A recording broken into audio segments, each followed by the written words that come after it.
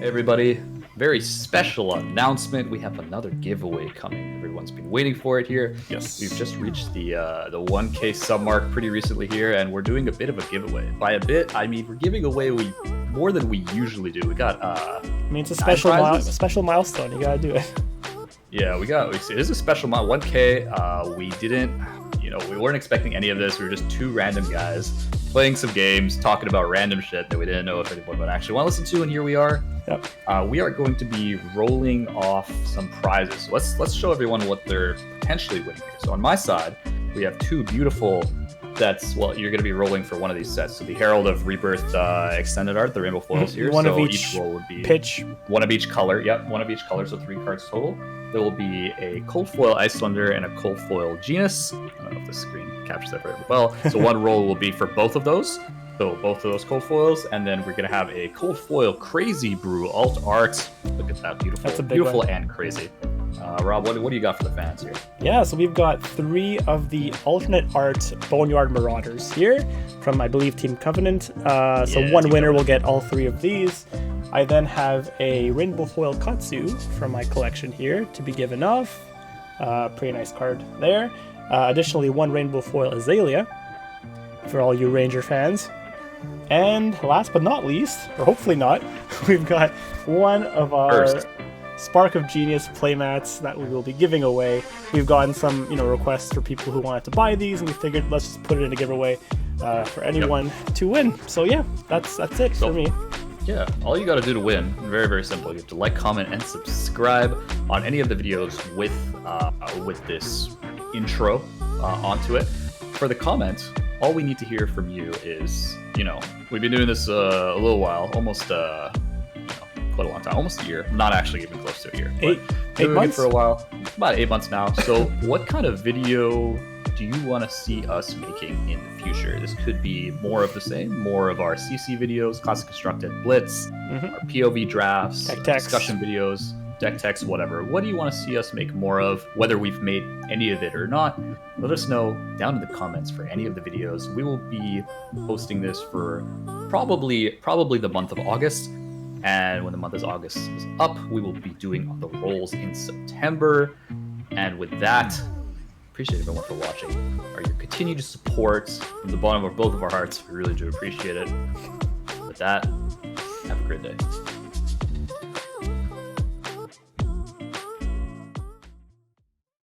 Hello everybody, and welcome to another Flesh and Blood video on Spark of Genius. Today, the intro's a bit different, and that's because I'm the one giving it. And that's the reason for that is because Eric's got a deck tech for us on a hero that he's played quite a bit in Bravo, the Showstopper. Eric has played this hero since the beginning. This is one of his first heroes he's picked up, played it in many armories, many tournaments. So he's going to give us a bit of a, just a regular deck tech on his version of the deck, and maybe kind of briefly where the hero fits into the meta. Eric, hello.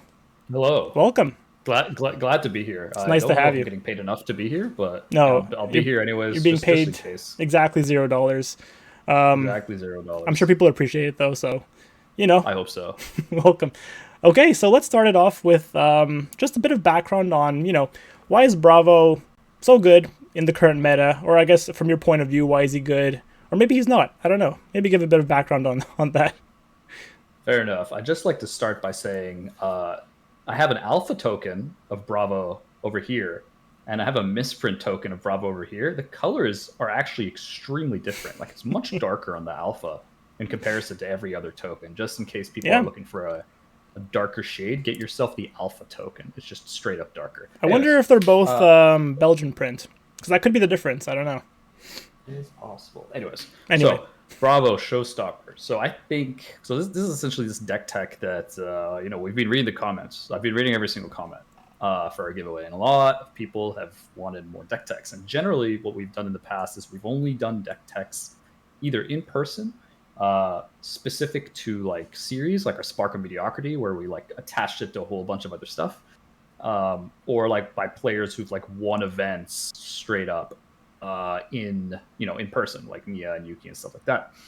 So we're gonna start giving more deck techs on, strong heroes, different decks, and rolling through. People have requested all the sideboarding, all the matchup specifics, like how this deck works, the ins and outs, not just like a superficial 10-minute. Here's the list. This is what it does. Some random superficial stuff. So I'm gonna go through painstakingly for everybody, kind of the ins and outs. As Rob said, I've played this hero since a long time, April 2020. It's been a while. Since the beginning of your token. foray into Flesh and Blood, pretty much.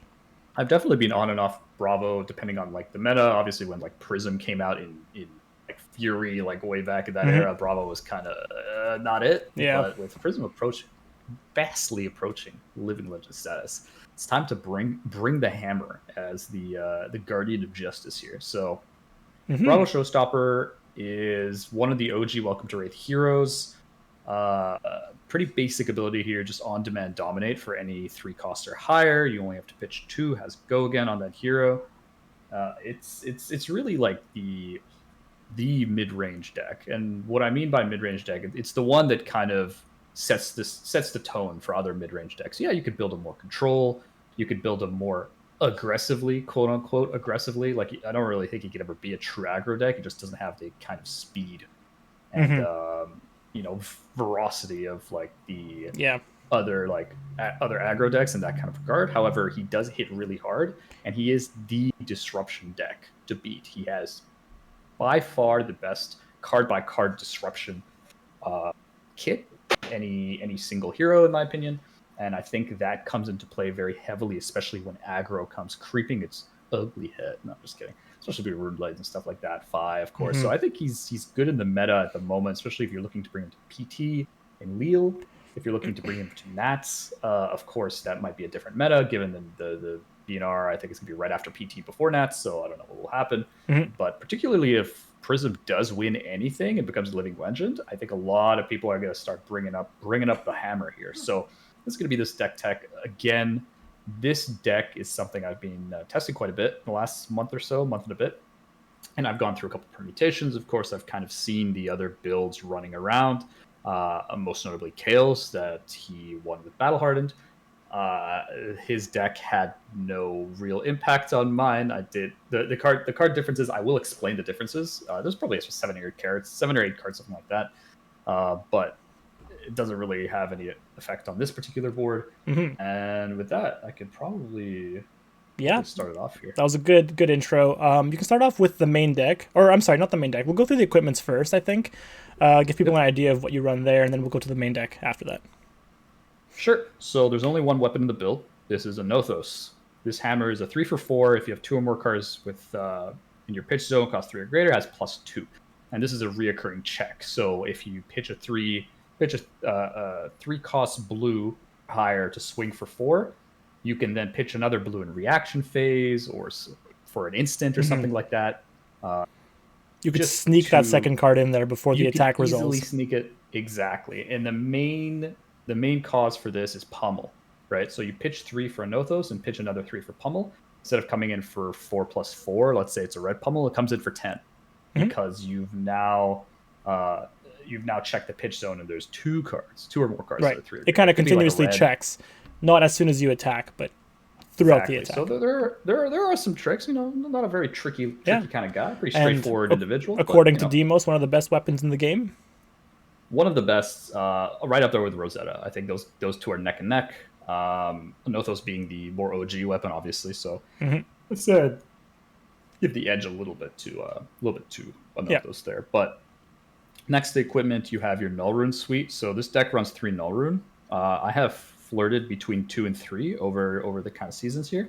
I've landed at 3. Reason being is just much easier into Kano, much easier into Iyslander being the new kid on the block as far as the wizard hero. Iyslander is actually quite strong, other than its auto loss to Prism. But again, if and when Prism LLs out, just depends on when. Iyslander, I imagine, will be at a little bit higher of a meta share. That hero is strong. And with that, I really do like the 3 null. And Tonic Plate essentially is going to be your armor, so you can still create surge tokens. And that's kind of the null rune situation here. You also run 1 into all the rune blades essentially. So you'll run 1 into Briar, 1 into Viscerai, and the 3 go into Kato and Iyslander. So that's that. And then the quote unquote regular armor here is you have the Crater Fist is your only armor equipment. Really nothing to be said about the ability. You just pay 3 to destroy, and your attacks with Crush gain +2. I have never used this once in my life. There would be situations where I could have, but it's just not reasonable. You don't want to destroy the Crater Fist. You'd rather block. One armor is just so much better. Yeah, the one armor is just so much better on temper. Like, assuming you block for 2 and as temper, it stays on board, right? So it's just like, well, do I want one armor to block with a 3 and block like a 4 power breakpoint? Yes, that's what I would like to do. Not pay 3 to get +2. It's just not it. And so that's going to be your arms for the battles here, and then you have the best like Iron Hide or Iron Rot. That's Iron Rot. It's funny. This card always changes. This card's like, oh, maybe you run like Iron Hide. Maybe it's better. It can be better if you run Titan's Fist and Rampart for like the more control-y setup, because then you're pitching for Rampart, and then you can use one of those pitches for the shield. Sorry, one of those other pitches for the Iron Hide. You can use pitch for Staunch Response, so you can like pitch 1 to Iron Hide and pitch 2 for Staunch. A little bit awkward with a movable because it's just a full blue in that case, but I think it's still, and it's okay into things like, I think it does null mixed damage, so like Viscera and Briar, where you're pitching to block null anyways, block with null, then you have extra pitch for whatever.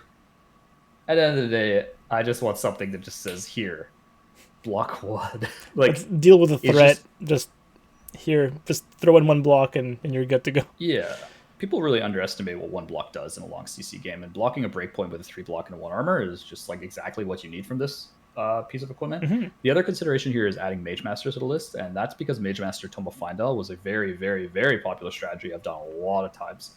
To mixed effect, it really depends on when you get the tome. You only run the 1 with the Mage Masters, and it could give you a significant advantage. However, adding those 2 cards really didn't feel correct for this meta, especially because there's more and more instants being added to the game, especially with Iyslander, Prism, Kano. There's more things that can just straight up react. Mage Masters is just an action, of course. Even if it was an instant, you still react to an instant, right? And so the last thing I really want to do is start pitching for Mage Masters and them doing random shit on my turn, right? So it began to be a point of efficiency and ratios, and it didn't really make sense. I just want the armor. So that is your legs. Your chest piece, other than the null rune, will be running Tectonic Plating, the cold foil, of course. It's looking extra shiny there. Extra shiny there. And so the point of Tectonic Plating, of course, is to not only be able to carry forward resources, which is a main theme in Bravo, with Heave, Seismic Surge, to allow you to carry forward your resources to make your turn not as like bleak, essentially, because you tend to have a lot of blues in hand. And so Tectonic Plating allows you to both pay 1 to carry 1 forward, as far as an attack action goes for a Guardian attack action with Seismic Surge, and it's a block 2 Battle Worn, so it just blocks 3 over the course of the game. Which also, you might talk on this later, but it has good synergy with the Anothos as well. It does, and so this is a main source to get the Anothos +2. So essentially, you pitch something. Could be a red, could be a yellow, could be a blue, could be whatever. Usually, probably not a yellow, but either a red or a blue to get the Seismic, and then another card, usually a blue, to get the Anothos swing comes in for 6, and that's like a pretty reasonable. Like maybe you already have an arsenal and you have a red and blue in hand, and you want to pitch stack. You get that red, and then you put that blue over it, and you swing for 6. You get a Seismic, and you've blocked 6 with the other 2 cards probably, and you know that's what it is. It's still 6. They can't keep ignoring it forever, right? So that's the Tectonic Plating, and then your replacement card, your cold foil or just rainbow foil, your Crown of Providence, and I can't begin to explain why this card is not in its Mac case properly, but other than that, why this card is such an upgrade over Skullcap, right? And the reason why this card is run over Skullcap is twofold. Once, I really like the fact that I can block 2 without any requirements. Skullcap required you to be lower life. There's a lot of scenarios early on where you're coming in with like a fair amount of pressure early, and you are actually at higher life, right? And then they come back and swing in with some big tempo turn that you wish you had that 2 block on. But guess what? You don't have that 2 block. And that's happened quite a bit, especially in the aggro matchups, right? And that's kind of the first point. It is a Blade Break. It only blocks 2 versus Skullcap blocking 3. That is true. I am very aware. I'm accurately aware of this. Acutely aware. Sorry, not accurately. It is accurate, but I'm acutely aware. The other point is this is a free sync below that affects your arsenal too. I don't know how Like the price of this card is warranted. This is like the fact that remember when they said in the calling they're giving gold foil extended arts of this card, and I was like, why? And then I read it and I'm just like, yeah, this card definitely makes a whole lot of sense to go up there with Tunic. I'd say it's actually pretty close to Tunic, probably like the second best equipment in the game as far as like generic pieces. Right, Tunic neck and neck, I'd say. And it allows you to put card from hand or arsenal to the bottom, and if you do, draw a card. So not only does this affect heaved cards, which is super important for Pulverize, if you're heaving Thunderquake, that makes sense. But if you do a turn 1 heaved Pulverize, and they come back at you with like 20 damage, and you have to block with your hand, and you're sitting there where the Pulverize is going to end up costing you 10, you're very sad because you have to seismic and then pitch 3 blues, and you're probably on the back foot anyways, just to get rid of it. Not even to play optimally, but just to get it out of there. Wouldn't you rather block with that 3 block? Yes, I would, Eric. And that's why you run this card. It allows you to block for 2 and recycle that card immediately in those faster decks. And it allows you to do it whenever you want. There's no condition with this. You just, when you defend with it, that's it. You don't need to be lower health. You don't need to be wearing a tiara. Nothing. There's no requirements out of this. It's just a sink that blocks for 2. So awesome. That's the equipment suite. Nothing too crazy. Okay. I don't run skippers. So that's the first difference between Kale's list and my list. I don't run skippers mainly because Prism's almost gone. It's even when Prism's not gone. I feel like every time I added more cards to target Prism, Lead the Charge, Zealous Belting, E-Strike, blah blah blah, here and there, it just made the matchup go from like 5 to 10% to like 25 to 30% for a Prism who knows what they're doing. It doesn't wasting cards on a matchup that's so far gone just to make it slightly more bearable, but you still don't even come close to 50-50. At the expense of making your other matchups a little worse because you're sacrificing slots for the Prism matchup. Yeah, exactly. And I'd rather add cards that are better into multiple matchups. And you know what? If I see a Prism, I see a Prism. That's life. But like, pray to the gem. Nobody ever said you win a nobody ever said you win an event by being unlucky with matchups, right? You just have to have your matchups, and that's it. So I don't run skippers. That's something you can add if you'd like. It's up to you. So next, I guess we'll be going into the core deck. So the core deck is 52 cards. It sounds like a lot. However, Bravo has a lot of necessary cards. And by necessary cards, I mean his pitch curve is quite high because his cards are very expensive, right? And that being said, we do split up the deck into mainly blues and reds. There is one yellow in the deck, but it is mainly blues or reds. So I don't know. What do you want me to go through first? Let's go over the attack. I guess the high density attack cards, the reds first, and we can look at the blues after. Sure. So let's go with the reds first. So the core reds that come through every matchup, except for 3 that I'll explain why. 1 card, 3 copies of that I'll explain a little bit more. The cards that are always in every board. First, you go with your triple red Spinal Crush. Spinal Crush, excellent card on curve, 5 for 9. No go again on 4 or more. Yep. I don't know what else you want out of a card. Blocks for 3. It is the card that hits every aggro deck, no matter really what it is. I mean, there's decks like Viscerai who can just come back with like an Amplify for 6 and pass, or like there's decks that like CNC you and pass, but it's like, okay, that's fine. But like this card comes in for 9, right? And off a Seismic Surge, off 1 Seismic Surge, costs 4. You can pitch 6, you can feign Pummel, you can Bravo Dominate if they don't have a lot of armor and you want to guarantee a hit. You can count their D-Reacts to kind of see the situation and like how it is. If it's worth dominating or worth just bluffing Pummel, it's usually worth bluffing Pummel in a lot of matchups, but dominating is pretty relevant in other matchups. It's just like that card that really helps you break open your disruption kind of view into any matchup, right? Yeah. So that's Spinal Crush, and even if the go against not reasonable, it's still 5 for 9. It's still pretty reasonable. Like if you don't have a search token, you pitch 2 blues, you get Seismic Surge and Spinal for 9. You've used 6 super efficiently. You can pitch 2 blues, play the Spinal, arsenal the last card. Pretty reasonable if you don't have an arsenal. So it's just an overall really well curated card. The next card here is the other main Bravo red attack action, Crippling Crush. So Crippling Crush is a 7 for 11. And every time I use this card, I feel like getting a Slurpee because it's so hot. So it's one of those disruption effects that is very useful, but in different scenarios. So there's decks that are good at getting rid of their hand before your actual effect goes off. A deck like Prism, possibly Iyslander. Those are kind of 2 that come to mind that are very good at like getting rid of their hand before any kind of crush effect happens. So they trade their life for tempo or for board state or whatever. So this has limited effects into those kinds of decks. However, it is a very, very reasonable on curve, same curve as Spinal. So you're just adding 2 pitch for 2 more damage. Blocking this card is extremely difficult because you need to block 8 to avoid the crush, right? And so on Dominate, that's very hard. Like even a D-React and a block for 3 blocker from hand only blocks 7. So you're going to have to add armor, and you have to have the D-React period. So you do really have to like have the nuts to be able to block this crush effect. That's why it's so lethal. Off a Seismic Surge, if you don't want to, you can just pitch 2 blues and attack for 11. Like they still have to block. Like it's just because it's not dominated, it doesn't mean that the crush is not active. You know what I mean? So it is like one of those on hits that is universally good because 2 cards is half of anyone's hand if their intelligence is 4.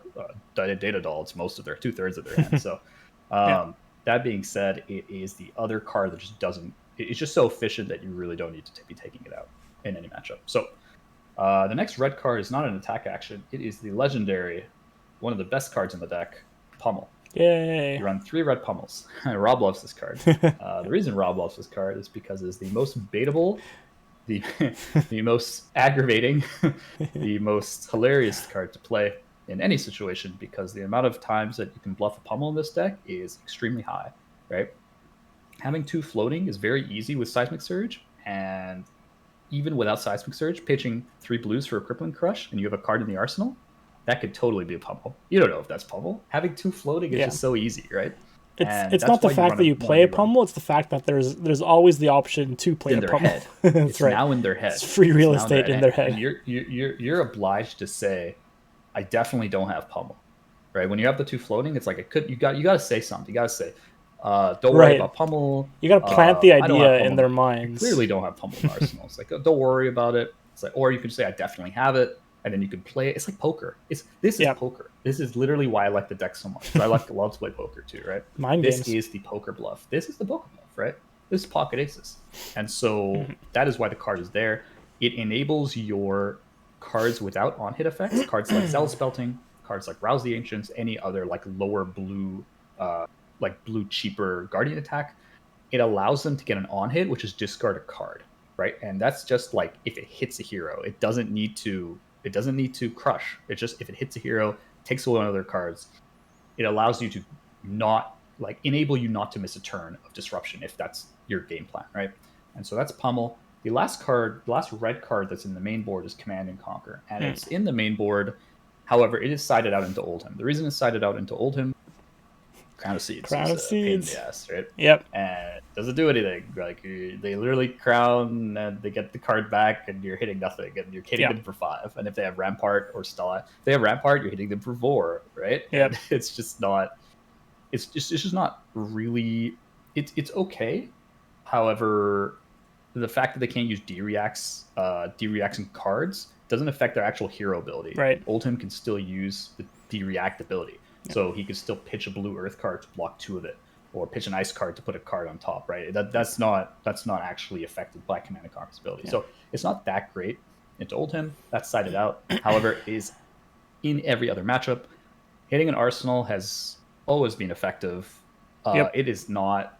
I don't think there's a card that's ever going to supplant this in the meta. It's honestly just so strong, destroy your entire arsenal, right? Yeah. When Lexi came out, it was just like the bane of her existence. It's a card that just really, really hurts. It's also only comes in for 6, but it only costs 2, meaning pummeling this card is very easy. You could pitch a blue, create a Seismic, Command and Conquer. You've used your blue super efficiently. You could easily have 2 more cards. Like that's a pretty easy 4-card hand, pretty easy card coming out of the arsenal. You always have to worry about pummel. If you pummel this card, you could take your arsenal card and their 1 card from hand. Like it's very efficient, right? Oh, yeah. So a lot of people just full out block this if they have to, which is always a scary position if you have like really premium cards. And then you're just saving your pummel for later, right? If you had it. Yep. So that's the last red card that's in the main deck. Awesome. Let's talk about that one yellow card. I've been puzzling over that card. It is actually a sideboard card, so I'm actually going to come back. Okay, we'll get back to it. Let's look at the main blue cards then. Right, so I run 40 blues in the main. It's a stack that looks like this. It's a very nice stack because I just the sleeves. Very nice katana blacks. Not It's 40 sponsored. cards. Not, I wish. It'd be up Ultra Pro. It's just a matter of it's all about ratios, right? And 40 blues, honestly, I'm actually more inclined to run 41 or 42 blues. However, in the current meta, I believe that there needs to be a certain density, a certain threat density in the deck Yeah. that a lot of blue cards just don't really provide. So blues have been like slowly shaved off from their like control list era, where you were running like a lot of blessings, you're running like mainly 3 costs, a lot of things like you can run unmovables, you can run stamp authority, things like that. This has been shaved off for more aggressive cards because you are tending to lean disruption into a lot of the meta picks like Viscerai, Phi, partially Briar, any of the aggro decks. Lexi is also, you want to run a couple more aggro cards, and it's just a matter of like what pops up in the meta. And so this is why this deck tech is more specific about the current meta. The first blue card we're running into is, so I'm not going to explain every single one of them, or some of them will have like very brief explanations. Yeah, we so can go a bit quicker through the blue cards. Yeah, so the blue card, the first one is 3 blue pummels. It's the same reason for red, it just comes in for 2. 6 pummels is a pretty good density. You tend not to see more than 2 pummels, and it's usually like, it could be like a blue and a red or something like that. Same reason as the red, it just adds another on hit and disruption to a lot of your cards, and still only costs 2, and you can pitch it for a Nothos for 4. Pretty standard. We have 3 blue Thunderquakes, Everfest edition. Cost 6, comes in for 8. Heave 3 is an interesting ability that allows you to carry forward even more resources next hand. I think this is interesting. I have thieved Thunderquakes before. I have heaved and then come in next turn, blocked out, and then had 2 cards left. I pitched 3, came in for 8, and then arsenal a card. It's pretty reasonable because you're actually just doubling that blues output instead of just coming in for the Nothos. And honestly, and if you really, really hate it, you can also crown it away, right? And so it's a very flexible card that way, and blocks for 3. It's really everything you want, turns on to Nothos. Yep. Very similar to this card, Macho Grande, another card that came in Everfest. It's a 7 for 8 instead of a 6 for 8. However, it has on-demand dominate, and by on-demand, I mean it just has dominate. Just you don't print it have to on the bravo card. Yeah. Yep, very good turn ender. Very good game ender because it has ingrown dominate. You just need 2 blues off a seismic. So generally, you want the seismic. You can also pitch 3 blues, kind of like crippling, to like come in with potentially a pummel or something late game because it's like a dominated pummel. Pretty good. Also a good game finisher. And so that's kind of like another one of those staple cards that Everfest added. Another Everfest card, non-attack, Imposing Visage. This card is very interesting. It costs X3, where X is going to be the cost of the aura card that you're going to look for in deck, and then you're going to shuffle your deck. This grabs Showtime. That's what this card does. Very, very, very good turn 1. Pitch 6, play Imposing Visage, grab Showtime, play Showtime because it's just played. Use the Showtime to grab a Pulverize. You should have 1 blue card left. You pay for the heave, you heave Pulverize, and you have a Showtime on board, so you get to draw an extra card next turn. That is the perfect turn. In my view, that is the perfect turn 1 with Imposing Visage. I've done it a couple times, it happens, but this is also just another way to get your Pulverize. So you have 6 ways of getting Pulverized turn 1. That's what this is. You have 3 of these, you have 3 Showtime, and then you have the 2 Pulverize itself, so 8 total. 6 ways of grabbing it, 8 ways of playing it, if that makes sense. And it just blocks for 3, and it costs 3 if you just need it to pitch or block, right? Another card that stayed into the deck, 3 Staunch Response blues. This could be unmovable for the 3 costs. However, I think just Staunch is better because it costs 2. So 2 for 5 is usually better than a 3 for 6 because you need, for that 3 to 6 to be a thing, you need to have it from Arsenal, because I think it's a 5, 6, 7. Yeah, +1. But it needs to be coming from Arsenal. Yeah. But the +1, but you need to have it from Arsenal. So either if you don't have it from Arsenal, you're just paying an extra 1 just to have the same block value. And pitching for a Nothos is not as much of a concern, with most of your deck already does that. Right? So the 2 for 5 is quite nice, but paying 6 for 8 is very useful because you will see the mirror, you will see Oldhim, you will see decks that this is very good into, and other times you're just pitching it to swing a Nothos for 4. So or pitching it to swing like a attack for tempo or something like that, or pitch for seismic CNC. So not one of my favorite cards in the deck, but it was either this or unmovable, and I think in the current space I need that Arsenal card for an attack or a disruption or something that lets me not have a less likely chance of not having an off turn. And I think having unmovable in the arsenal really sucks at the moment because decks go really wide. Yeah. You have to pitch to play it. If you have too many reds, it screws you quite hard. So that's why that's in there. Blue Buckling Blow. It's a popper, blocks for 3, blue. Effect is mediocre at best. I would very, very not play. I would never play this up, usually at the current meta. Rouse the Ancients. Very, very good card on tempo. Very easy to proc off things like Pulverize, Crippling. A lot of your attacks are big swingers. Pitching 3 for 7, go again. Real good. Yeah. Excels in the mid-range matchup. Okay into control too. Like pretty decent into control. Similar to Zealous Belting. It's just a little bit harder to get off because you need more resources to go into. But what you do is you pitch 3 for Rouse. You reveal up to like 13 or more power with your cards for your attack actions. And then you can just pitch 3 for a Nothos, and you're swinging for 13 total, right? Off 2 blues. And that's pretty good, especially when you're kind of grind each other down. That's the main use for this card. But so it makes you a little bit faster. And that's good into a variety of different matchups. Yeah. Blue Debilitate, exactly the same as Buckling Blow. Blocks, pitch, good cost. Showtime. Showtime is the Bravo Specialization Super from Vulcan's Wraith. It'll grab you. It is an aura. It does allow you to draw a card in the next turn, so you can play it. It doesn't have go again. However, at the end, it does give you a card once you destroy it at the beginning of your action phase, obviously your next action phase. It does allow you to grab any Guardian attack action, so you can grab Crippling. A lot of the time you're grabbing Pulverize if it's very, very early and you have a little bit more space, but a lot of the time you're grabbing Crippling. Occasionally you're grabbing Spinal. I've usually grabbed either Crippling or Spinal if it wasn't like turn 1 or turn 2. It is possible to grab Pulverize, but I'd say the main target will be Crippling and Spinal. Cranial Crush. Card effect is mediocre. 6 for 8 is okay. Same as like Thunderquake, but just doesn't have Heave. They can't draw cards. It's a thing against like Ninja and other decks that like draw cards, but it's not the best card. I would play this card out. It is 8 damage, but it's not one of your better cards. This card is one of your better cards. Your blue disables. This acts as like a mini CNC, so you can play D-Reacts into this, but it does make them put their arsenal card to the bottom of the deck. Pretty useful for decks that really like 5-card hands, or that do much better off 5-card hands.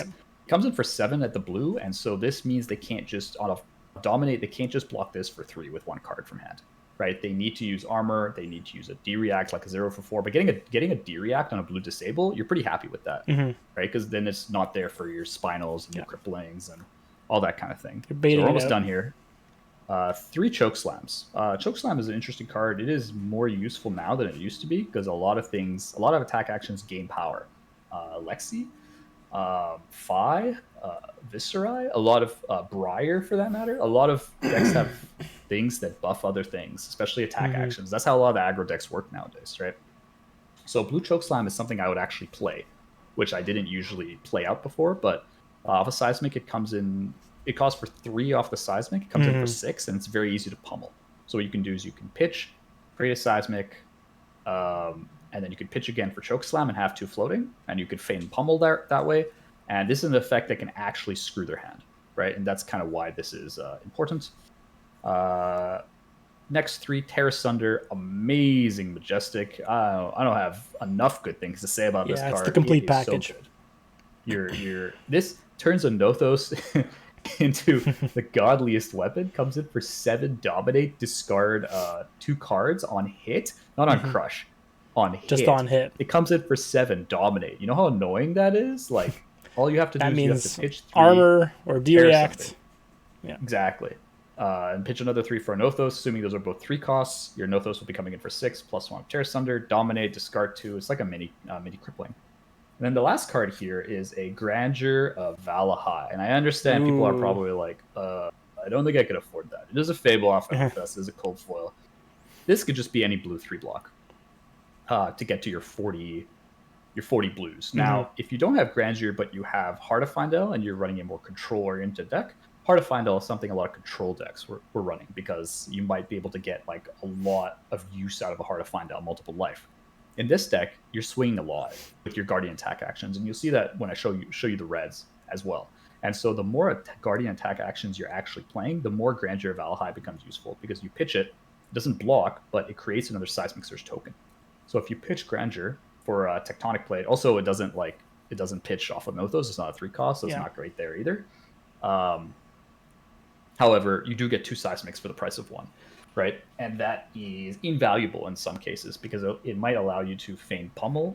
It might allow you to play cards off lower pitch, so it kind of like avoids the kind of mana screw you might get from like later in the game where you have too many reds. And it just overall is just a nice fixer. And so I run the 1 Grandeur. Again, you don't have to. It is just there if you want to use it. It can make your 5 costs like Spinal Crush come off for 3 next turn. A single blue pitch. So that's huge. Because then disgusting. You can just pitch a blue for Seismic Bravo, pitch a blue for Spinal. Yeah, that's really good, right? It keeps reoccurring that Seismic, reoccurring that pitch, carrying forward, and that's where Bravo wins via efficiency, right? And that's how you got to use it. Over to the sideboard here. So that was the course. The course 52 cards.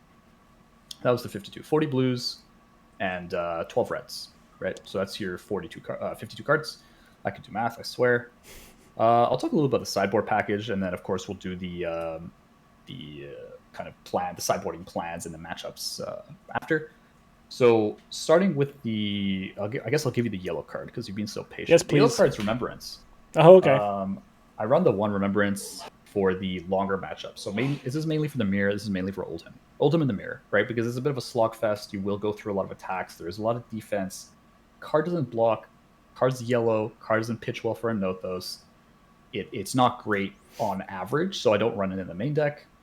And is really there for that tech scenario. If they have it and you don't, you probably lose. The card is that powerful. But running more than one of these is a little awkward. Also, running this into Dromai is pretty useful because you tend to be popping a lot of their stuff. So getting back your poppers to be able to like attack with it with Remembrance is also quite good. If there's a lot of Dromais in the meta, I might consider pumping up Remembrance to 2 to be able to deal with that because I think it is a little bit easier because again, you're popping a lot of their stuff. Yeah. And that's just what it is, right? Like they can semblance, ghostly touch, all that kind of stuff, but you know, that's life, right? Not an amazing plan by them, but very good plan by you. And so that aside, so that's the yellow. So now we're on to the red. So first, I'm just going to knock this out of the park. We have the defensive package. The defensive package is 3 Fate for Scenes and 3 Sink Belows. 3 Fates, 3 Sinks since the dawn of time. 0 for 4 red D-Reacts. I would say Sinks are better than Fates in this deck because the Sinks are the kind of reoccurrence because they let you filter bad hands. Like from Arsenal, if you draw like 3 reds and a blue and you sink from Arsenal and you grab that other blue and you have 2 blues and now your hand is online. That's happened to me a lot. Fate for Scene is okay. I like it less and less. I like the Sinks more, but you can't not run the Fate into like longer matchups like the Mirror and Oldhim because you just need them to block Crush and on hit, especially into like even things like Briar, blocking their on hits for 7 off channel or just regular 4 off whatever is very, very important. Single snatch block. Until they razor or until they lightning press, right? Or you can't lightning press, I guess, but until they razor it. 2 Oasis. Actually, I'm going to wait for the Oasis because that one's a little bit contentious, I guess. 3 red choke slams. Remember what I said about that thing where everybody buffing stuff nowadays? Yeah. Everyone be buffing stuff nowadays. Lexi has rain razors. God, that rain go away. And of course, it also has other cards that buff. Art of War buffs everything. So even Phi Art of War can shut down that. 5 buffs just in general. Viscerai, this stops things like Shrill. Because Shrill buffs itself based on the aura, so you can stop Shrill going from 4 to 7, blue Shrill going from 2 to 5, and yellow from 3 to 6, so it stops that, which is kind of nice. There's other use cases, of course. There is the fact that like their attackers can gain power, period. So things like attack reactions, any of them that attack, obviously not Dory, because that's a weapon, but any kind of buffs like Razor. This is even okay in the mirror for Pummel. It does add the effect, but just not the buff, and so that's still pretty useful because then it just doesn't go over anything, right? You pummel for 0 and be like, okay, well, you're already over me. That's fine, I guess, right? But usually you're not, and so very, very versatile card. This is like that extra aggressive card that I've added for the meta. Originally, it was Crush the Week. I am less positive on Crush the Week just because Phi is probably not going to be as big of a meta as you think. And Red Crush the Week 3 for 7 is a lot easier to block than a 4 for 8. because a 3 for 7 is just 1 Sink Below, 1 Fate Foreseen, 1 D-React. A Choke Slam, you need more than that, right? Because it only blocks for 4. This would be still crushing through that, so it's just harder to block, and it's not that expensive when you run like Seismic Surges. And that's kind of the main reason between the Choke Slams here. The next one is Zealous Belting, 3 Zealous Belting. So as I said, very similar to the Rouse the Ancients, is very, very good in mid-range, into the mid-range matchups. Decent into control, is very, very efficient. You pitch 3, its power is greater than Zealous Belting. Zealous Belting's base power, it has Go. Zealous Belting then gains Go again. You can Seismic Surge, pitch in there for a Nothos. You're coming in for 11 with 2 blues. Yeah. That's pretty good conversion on 2 blues. Nothing to scoff at. You can also just use it with like a CNC. You could pummel it pretty easily. Overall, very, very flexible card. So we still have the Zealous Beltings in there. Just adds a little bit of tempo-ness. 2 Pulverize. I bet people are like, why isn't it 3 Pulverize?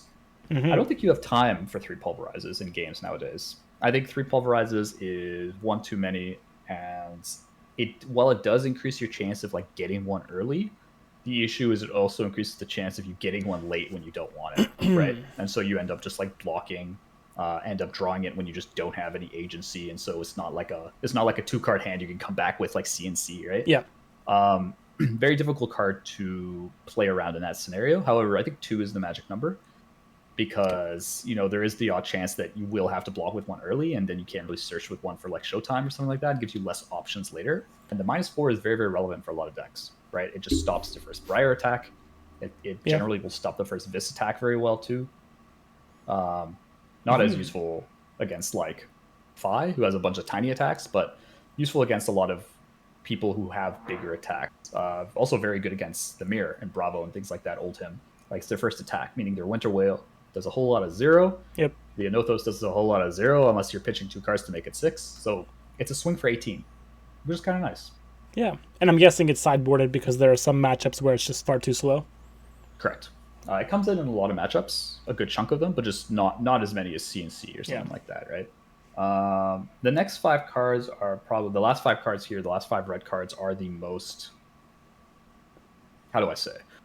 They are open to discussion as far as I've tested them. I've liked them. I think they have a place in the meta, specifically in this deck. His hot takes.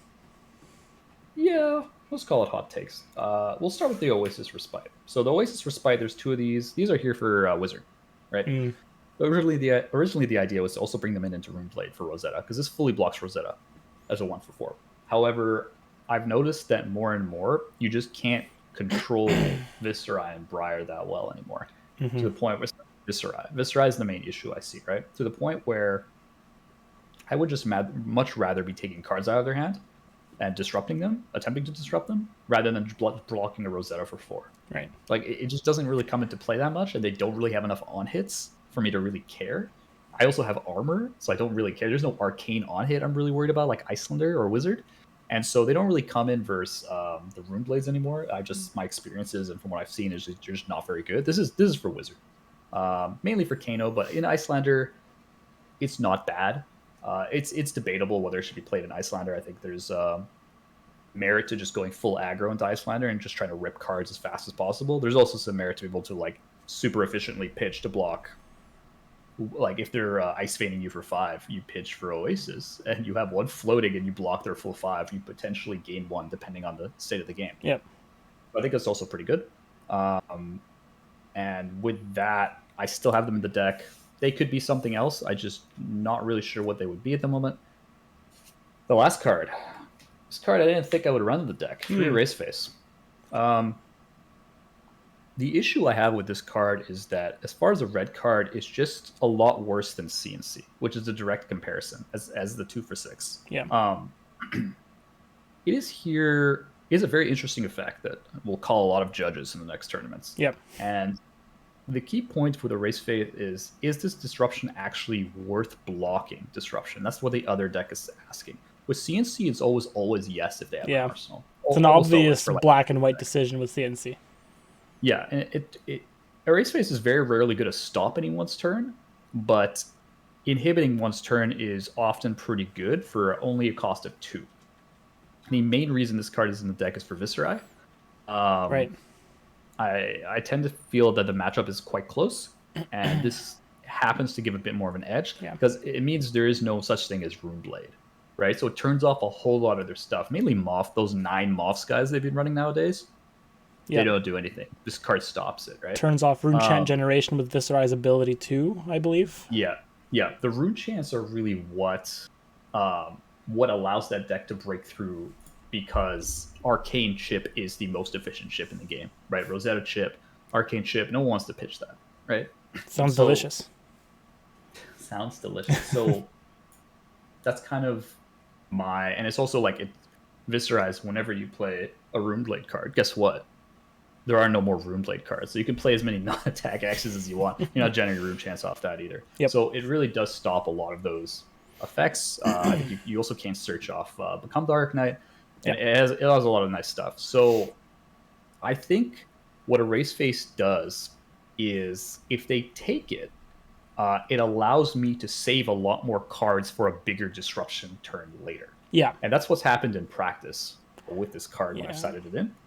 It's Disruption Light. Gives a taste of disruption light, and then you come in later with bigger stuff.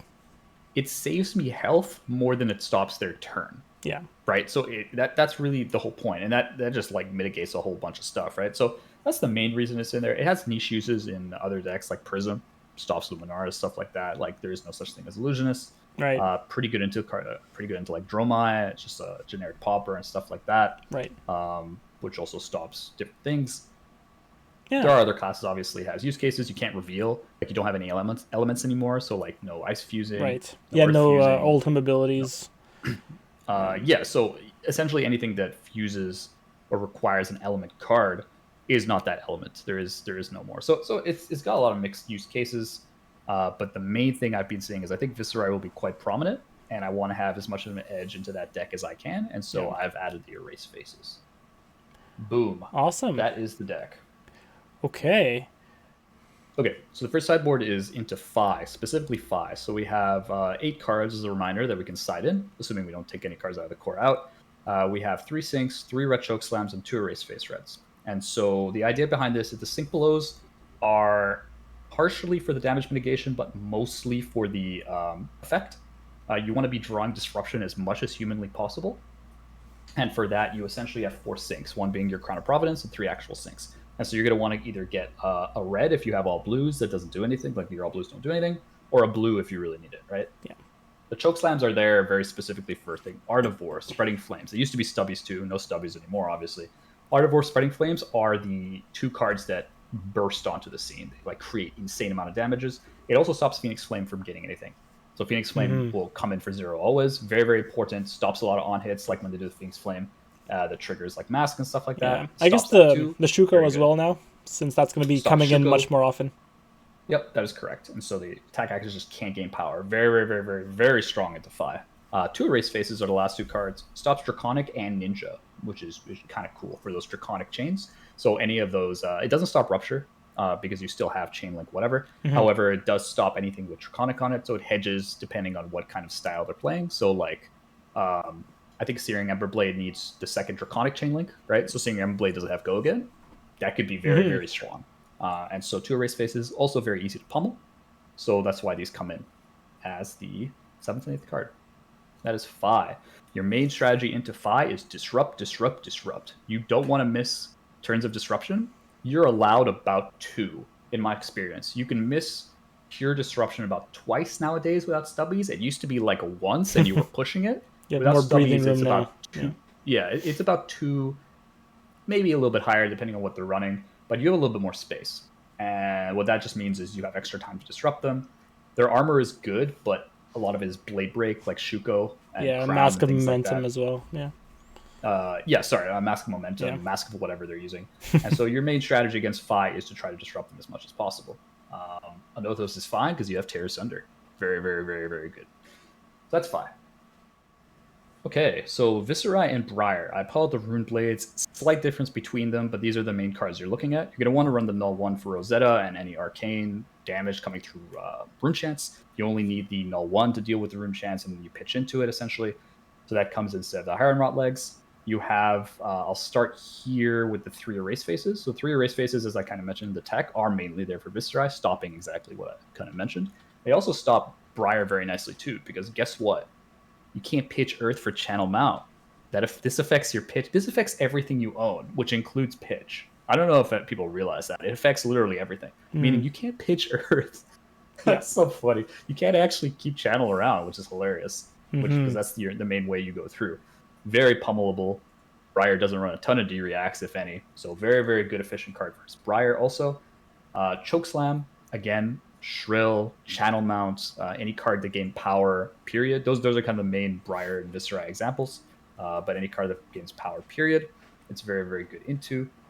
It's also a matter of efficiency. So this card comes in very easily 3 for 8 off of Seismic.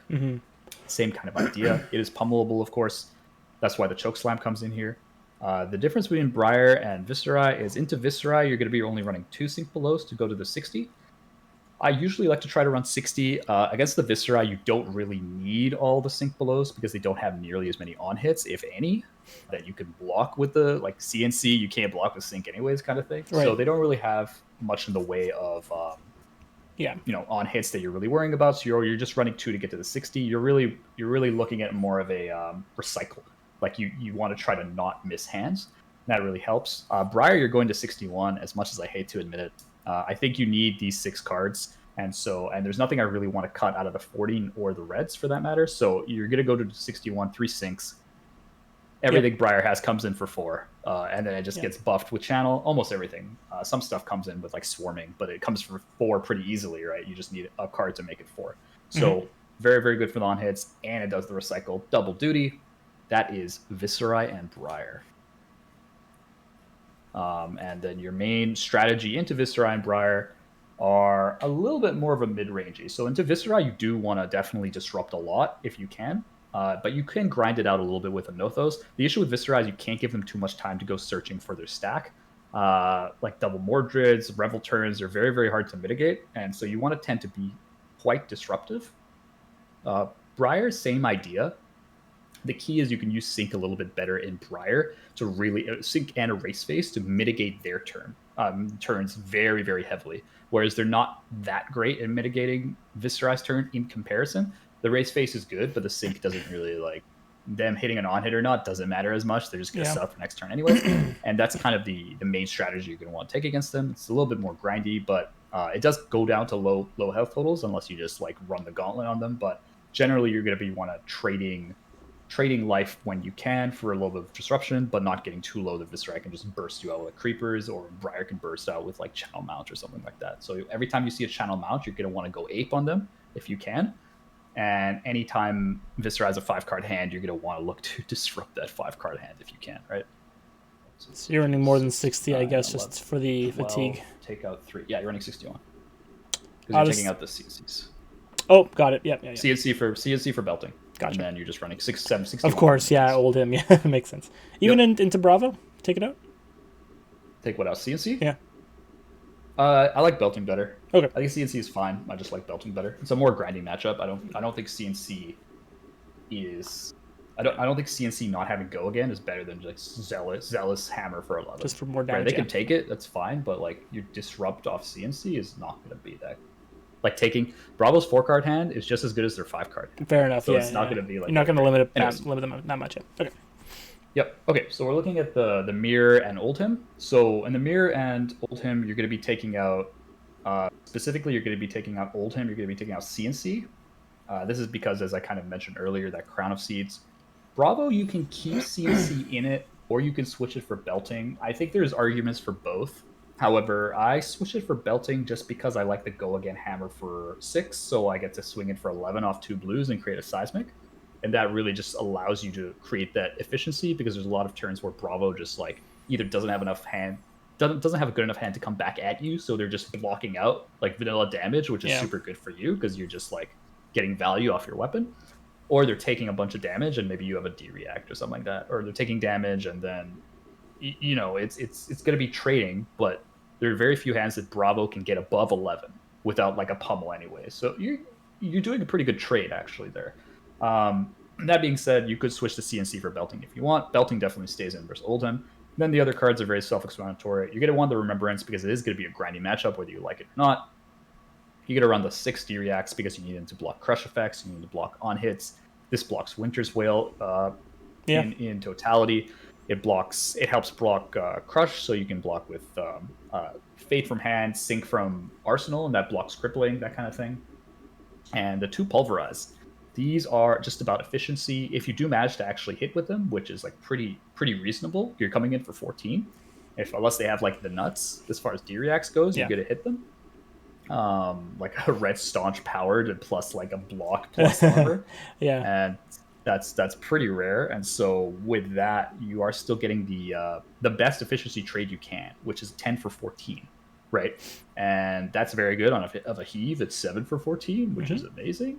And so that card is, you definitely have space for it. You have time for it. You should definitely set it up. The ratios are going to be your friend there. And this game is extremely grindy.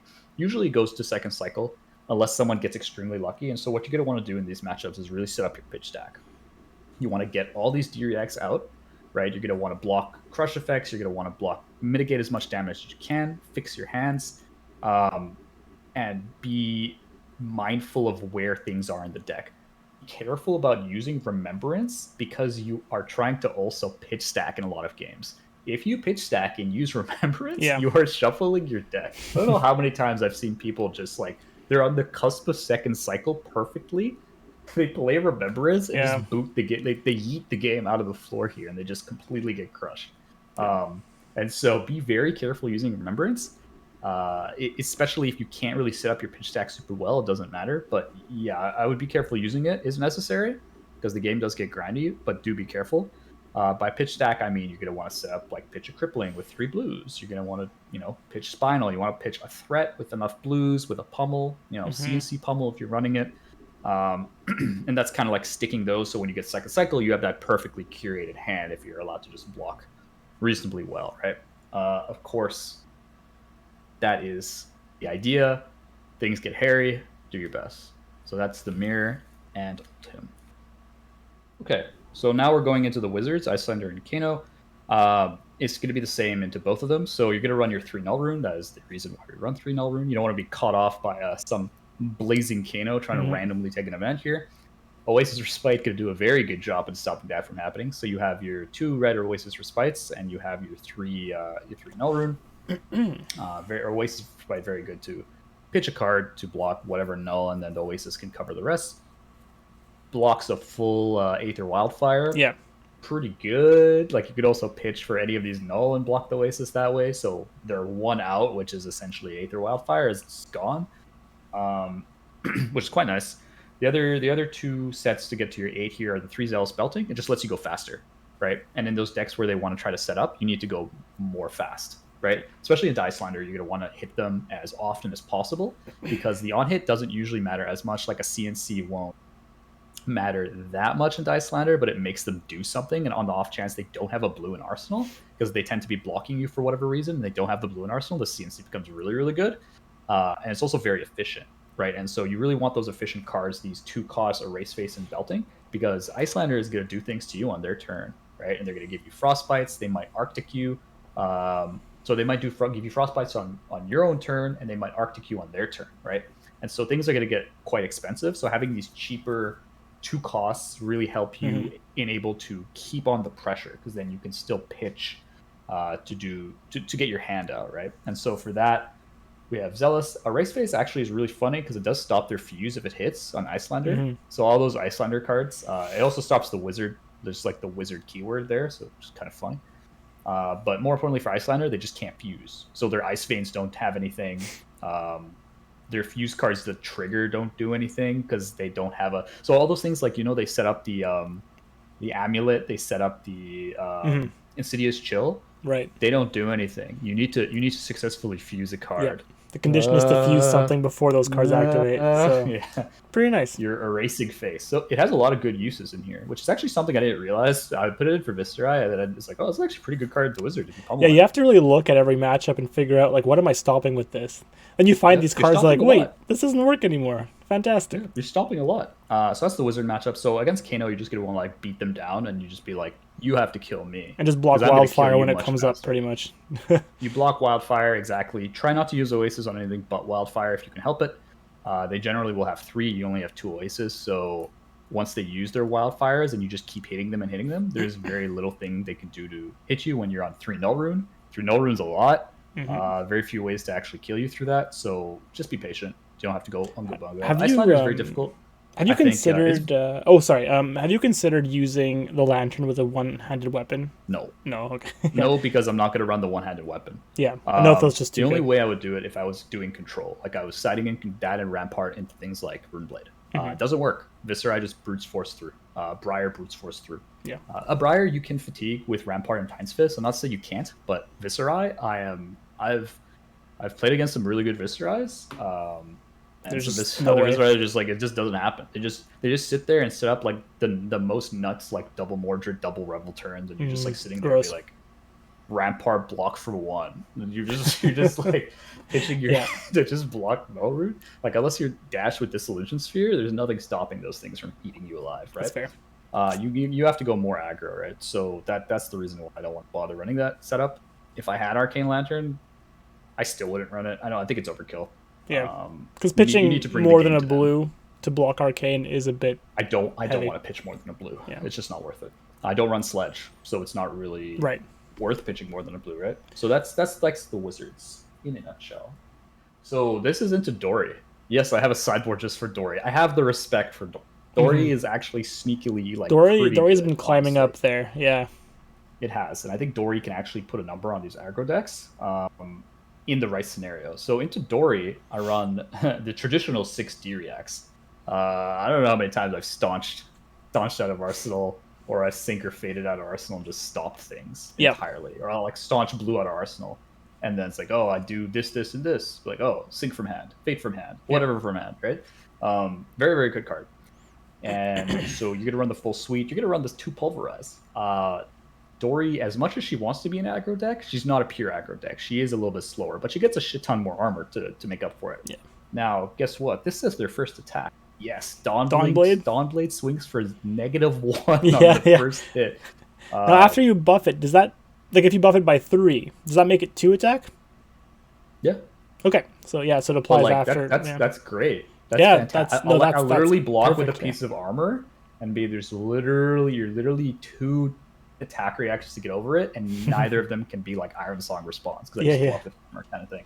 Super, super good. So it does swing for 18 in this matchup, and there is enough space to use it. So we side into 2 Pulverize. That matchup is pretty grindy, especially the Dories that run like 6 shunts. There are Dories that run like 9 D-Reacts. The blues and the reds. Yep, that is a thing that does happen. I'd be very surprised if they don't. Like Dories that are bringing it are not I'm pretty sure they're expecting Bravos, so they might be on a higher shunt count.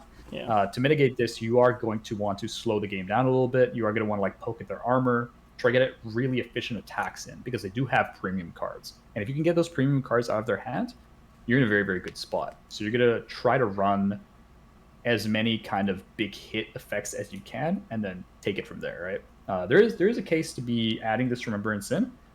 I haven't seen it. Like, I think blocking cards are too important in the Dory matchup to be really outpace the value of running Remembrance. And so I just like to not run Remembrance and just try to efficiently hit them with a Nothos. So I'm looking to hit them with like Rouse and Nothos is fine. A Nothos, like putting stuff forward, trying to blocking a Dory swing and trying to get cards out. Like if they don't have if just like a raw Dory swing, you probably could just like not block. Like your Bravo, that kind of thing, right? So you're only going to want to block swings with like Valor or like Supremacy, things like that. Then you want to start blocking, right? But naked swings, you can just take it because you have armor, right? You have enough disruption, like you're running CNC, you're running Pummel, you could hurt them, right? And they might have D-Reacts, but they don't have as much efficiency as you do on a Nothos. And we have a bunch of cards that we block with that we don't need, whereas a lot of the cards that they block with, they might need later, right? So if you catch them on off hands, your on hits matter a lot more than their on hits. And so that's kind of the matchup in a nutshell. You are favored in that matchup. Bravo is going to be favored into that matchup. That hasn't really changed over time either. It's not ridiculously favored. It is skill-based, but you just need to know how to block Dory, right?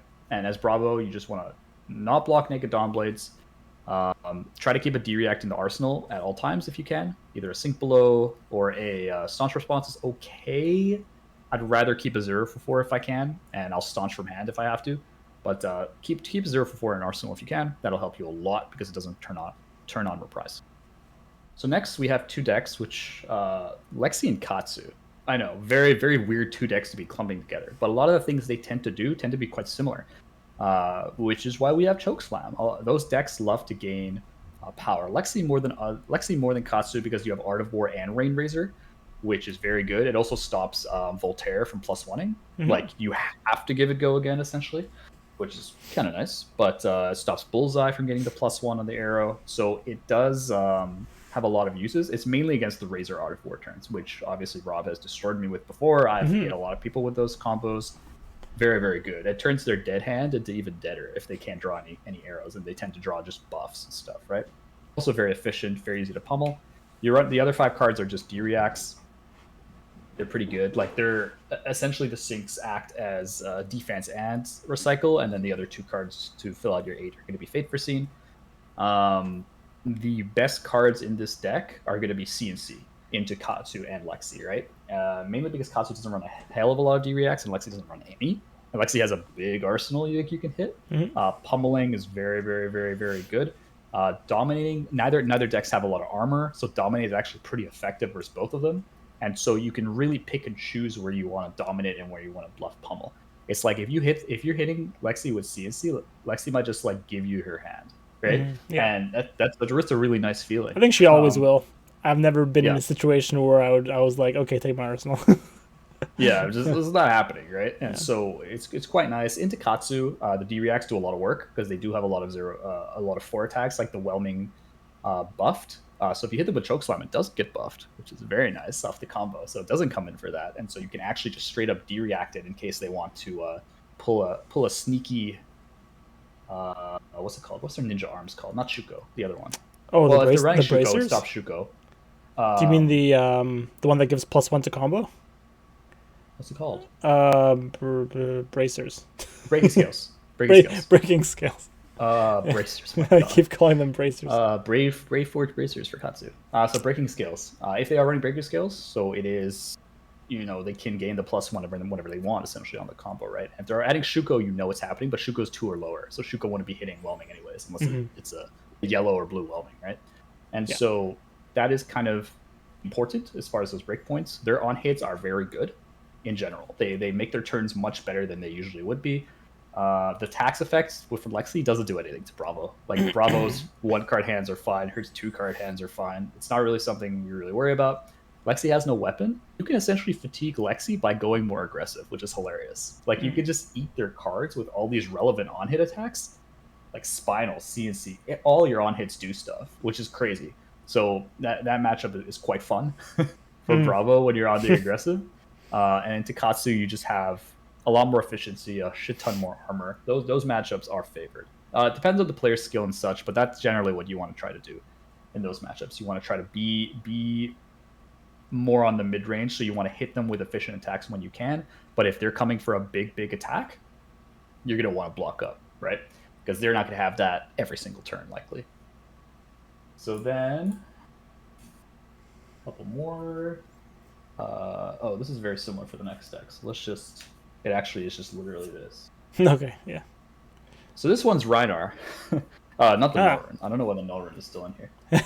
This is Rhinar. One day. Nullrune. So Rhinar, you take out the Chokeslam and you add the Fate. This is because having 0-for-4s in your arsenal is very good versus Rhinar. Rhinar will try to intimidate every single card you have, which makes Bravo's innate ability to block for 3 all day long moot, right? It stops your D-Reacts in hand if they're intimidated and such. And so what you're going to want to do is, if they do have Intimidate 3, you're still able to block for 2 cards to block the extra damage from Barrage and Beatdown, things like that. 1 card from hand. Maybe stop a Pulping from gaining go again, as you've done to me many times. Exactly. I really you ruined my game that time. Chokeslam is what you're going to want to do because it does stop Blood Rush Billow on attack actions, right? So Blood Rush Billow does buff attack actions, right? It does buff the power. What else does that? Barraging Beatdown buffs the power of attack actions. So Rhinar has a bunch of buffs. Now, that being said, those buffs hit weapons. Like, there are buffs that hit Rhinar's Romping Club, like Claws. Like yeah, Claws come at one of the turn 5 main go again. examples. Yeah. So it doesn't stop that, but it still stops a surprising amount of stuff, right? And a lot of the times you do want to hit with one attack on a Rhinar turn. Like you tend to want to do that. You'll often go And so claw Chokeslam- attack action. Yeah, that's very, very common. Neither Erase Face, Belting, or Pulverize are that great. I see a case for Pulverize instead of Chokeslam. If in your testing you feel like Pulverize is better, I've just seen some very explosive turns come back from the Rhinar where the -4 is not worth the damage it takes to set this card up mid-late game. You just don't have the space. And your card's always great turn 1, right? And I think there is a reasonable place to put... This needs a bit more testing. Rhinar is not that big in the meta right now. This could use some more testing. However, I think both of these are reasonable. Just right now I have it like this. Your mileage might vary. So now we are on Dromai and Saber Boltyn. Again, a weird I like combo. these pairings. These groupings are very interesting. Yeah. We're going through pretty much every hero that I could think of that you might see. I'm sorry, Azalea, it's not in here, but most of the ones you will see. One day. One day maybe. So Chokeslam is interesting. It's not super relevant as far as the on hit goes. Like Boltyn buffs the sabers, not attack actions, but it does stop the buffs coming out of Boltyn's ability when you charge. So when you block with an attack action, Boltyn's attack. When you block with an attack action on Boltyn's attack action, Boltyn would be giving it a +1 off the charge. Guess what? Chokeslam prevents that. It's one of those like little things that like might give you incremental health here and there. And also that it prevents the go again from his ability as well, because you can't give a non-buffed attack go again. Yep. Again, not as relevant for like Sabers, which is his main combo, but it does help like kind of in the mid game, kind of earlier on when he's trying to get soul. Not too bad. Against Dromai, it's mainly a popper, but there are cards that, could gain buffs, hypothetically. It's mainly a popper and mainly like trying to hit them back. I'm sure there's examples in different... There's so many different Dromai decks now, it's really hard to pinpoint like one deck that actually... Like one Dromai list. Yeah. There's been a lot of flux, a lot of discovery going on with Dromai. Yeah, I think there's still a lot of discovery with that deck, so I think it's less of a thing. Like, it's also, I run it like Zealous Belting doesn't pop. It doesn't pop Phantasm, so I wasn't running it. And then I don't run any of the D-Reacts because I think you need to be a bit more aggressive in that matchup. I think a lot of the decks have been going a lot more Redline Dromai, like they're coming in with Rabble, Snatch, Scar for a Scar. In which case, if that's the thing that's going to come up later in the meta, I think running Sinks instead of Chokeslam is reasonable. Mm-hmm. But it remains to be seen. That's just another option. Pulverize is very, very good. I think you have more than enough time against Saber Boltyn. And you have time versus Dromai to set up this big Pulverize, which just stops because they have to play like they'll invoke something and then they'll Aether Ashwing. It's like, oh, it'll come in for 0 or whatever, and then you could like pop the second one. Not as important, but against like the Dromais that run a bunch of attack action reds, and that's how they start their turn to give everything go again. It does like hit that Scar for 4 or Rabble for 4 or whatever, right? Right. So it does have space, and Saber Boltyn is just like, it stops one full attack. It's very hard for them to stop 14. Just straight up, right? At the end of the day, it's still 14 damage. Nothing to scoff at. Even though it's not as good for the on-hit, it can still deal, a third of their health total. This is very, very dominatable when it's heaved, right? So, like, pitching three blues to just dominate this into Saber Boltyn is real good, right? Like, 14 and they, like, taking 9. Like, it's a really good way to just chip out that damage. Oh, yeah. Chunk out that damage. Yeah, and it is a popper, obviously, versus Dromai. Erase Face is the last one, so it stops... so it is a popper, obviously, versus Dromai, and it stops anything that says Illusionist. So anything any like Illusionist, whatever, it stops that. So it's like when I think Semblance targets specifically Illusionist cards don't have Phantasm. Yeah, and so into like the Saber Boltyn matchup, I think Zealous Belting is actually a pretty reasonable switch for Erase Face. I haven't put a ton of time into the Saber Boltyn matchup, just a couple games, and it's really just about trying to put through as much damage and grab a bunch of cards.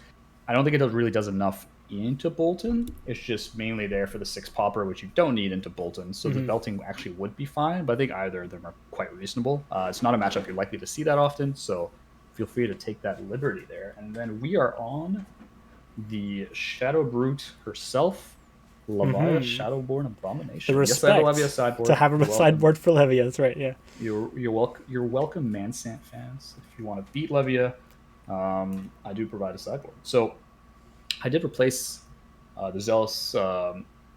Well, I guess it was Zealous. It was also a Race Face with the Sink Belows. So I do this because Levy has like some of the most efficient turns, like rivaling Bravo as far as 2-card hands that do a lot of damage.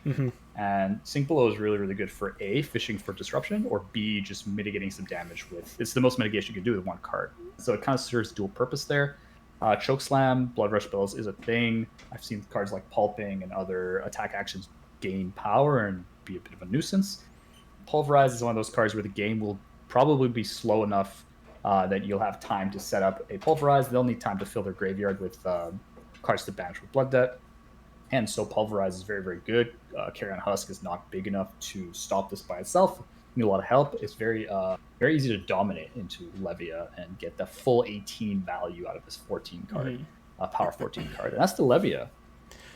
Awesome. Matchup. And so what you're going to want to do is kind of trade blows here and there, kind of be as efficient as you can and try to disrupt, especially when you see Levia filling the Blood Debt and start the Blood Debt train. You're going to want to try to take cards out of hand to increase the chance that Levia misses Blood Debt. This is a chance to turn it off. And that's very, very potent, right? And so once that train starts going, you gotta disrupt away. But other than that, you can try to kind of take it at a more slower mid-range pace and just trade efficiency. Try to get the Husk out if you can. Early, so that your crushes, outside of that, she doesn't have terrible amount of armor. She's like 4 armor maybe off the 2 equipment pieces or such. And with Scab Skins plus Skullcap plus Providence Crown or Skullcap, and then nothing really in the glove slot. And with that is the sideboard / matchup guide in as much brevity as I could while explaining every matchup that I know of. Yeah, that was fantastic. That was pretty much more than a deck tech. You provided a very comprehensive guide on how to beat every other hero in the game, pretty much, or how to at least play them. Notice that my Prism sideboard was non-existent. Yeah, I think it doesn't really matter. You've thrown that to the wind. If you see a Prism, put in the Beltings, put in the Erase Face. Put in Beltings, put in Erase Face, and maybe put in 2 Chokeslam as more poppers. It's possible that like Prism does have a more Herald focused build, and maybe they don't have as the thing is they're still running like 20 auras, so it's just not really anything. Not a realistic. Those are the cards game. I would side to Prism if you do the Beltings, the Erase Face, and the Chokeslams, just in case anyone was curious about the Prism board that I would run. Awesome. But yeah. Perfect. Well, thanks again. Any final words about Bravo before we end the video?